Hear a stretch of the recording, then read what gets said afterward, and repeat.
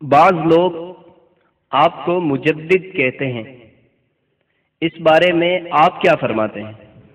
مجدد کے لیے کئی شرائط ہیں اور وہ شرائط مجھ میں نہیں پائے جاتے، تو اللہ کی قسم میں مجدد نہیں ہوں۔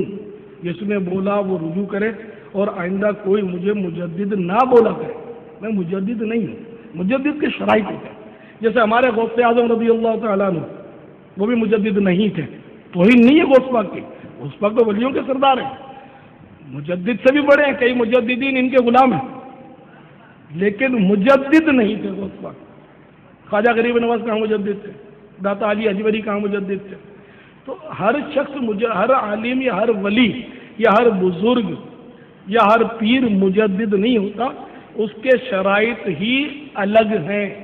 مثلا مجدد کے لیے ایک شرط یہ کہ اس نے 2 صدیاں پائی ہوں، ایک صدی کا آخر اور دوسری صدی کا آغاز، پھر اس کی دونوں صدیوں میں شہرت ہونی چاہیے، دونوں صدیوں میں دین کی خدمت کے حوالے سے شہرت ہونا ضروری ہے۔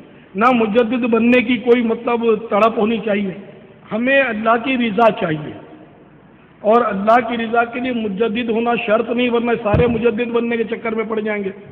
تو یہ جتنے بھی بیٹھے ان میں سے تو شاید کوئی بھی مجدد نہیں ہو سکتا، اس لیے کہ 1422 سنہ ہجری ہے نا، تو 22 سال سے اگر بڑے بھی ہیں جو اسلامی بھائی، تو اس صدی میں تو بچے تھے ہی، تو یہ مجدد نہیں تھے۔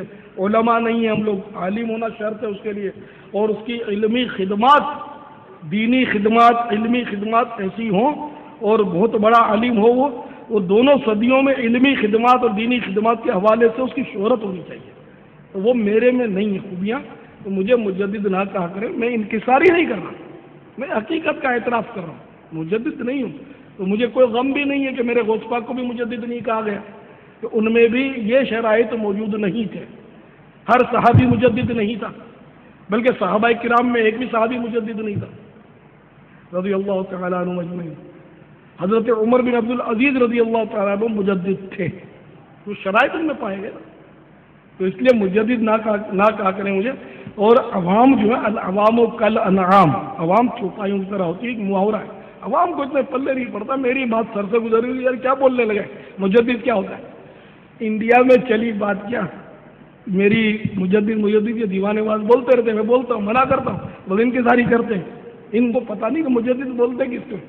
جب میں نے کہہ دیا غوث پاک بھی مجدد نہیں تھے، تو اب انکساری کا ہے کہ میں اپنی انکساری کے لیے کیا غوث پاک کو برا بلا بنوں گا، معاذ اللہ۔ تو مجدد ہونا شرف کی بات ضرور ہے، لیکن ہر ایک مجدد ہوتا نہیں، اس کی شرائط ہے، تو اس میں کوئی توہین تھوڑی ہوگی۔ تو اس لیے مطلب میں مجدد نہیں ہوں، اس کے شرائط مجھ میں نہیں پائے جاتے، آئندہ کوئی نہیں مجھے مجدد نہیں کہے گا۔ واللہ تعالی اعلم ورسولہ اعلم، عز وجل وصلی اللہ تعالی علیہ وآلہ وسلم، صلوا علی الحبیب۔